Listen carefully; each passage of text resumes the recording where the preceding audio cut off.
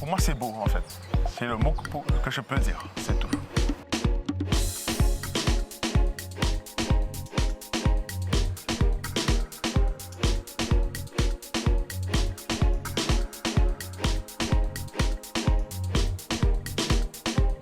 J'ai travaillé dans la plomberie. Puis, quelques temps après, j'ai connu Caïd et j'ai connu aussi la mosaïque. Et c'est quelque chose que j'ai beaucoup aimé, tout ce qu'on est capable de faire, de créer. Ce n'était pas des choses que j'imaginais que j'aimais faire. Quand j'ai commencé à faire la mosaïque, c'est là que je me suis dit, mais j'aime faire ce que je fais. Ce qui me plaît, c'est le fait de faire les tesselles, en fait. C'est le fait de faire les nuances qui me permet de créer le dessin et de lui donner une forme, de lui donner une vie. Comme si c'était quelque chose qui était vrai, qui était réel, quoi. La durée de la formation au total, c'est 2 ans. Après ce projet, peut-être que grâce à ça, on aura des répercussions positives, où des gens vont nous demander, des communes vont nous demander de leur poser, de leur faire des fraises. Et ça va donner à la mairie une nouvelle facette. Je suis très fier de la mosaïque et du travail à fournir. Je veux inscrire la mosaïque dans mon travail parce que dans mon CV, en premier temps, donc, je suis décorateur d'intérieur et peintre d'intérieur sous peinture. Et c'est un plus pour moi la mosaïque pour me mettre dans mon projet. Je travaille tout seul, mais peut-être si demain je rencontre des gens qui ont peut-être la même vision que moi, donc je serai toujours disposé de donner mon savoir, comme j'ai pu acquérir, pour trouver un groupe pour qu'on puisse peut-être réaliser des fresques, pourquoi pas.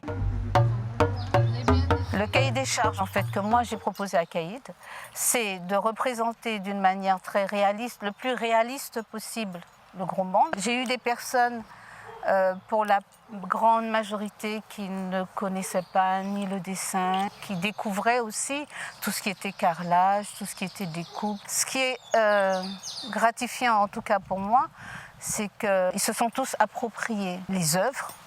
Je les ai considérés en fait comme des artistes. Je pense pour la grande majorité, ils se sont épanouis dans ce travail. Pour moi, c'est une super expérience, très prometteuse. Chacun a des qualités différentes des autres. L'idéal, ce serait ça pour moi, c'est qu'ils arrivent à s'entendre, à regrouper leurs qualités et à devenir des créateurs d'entreprises.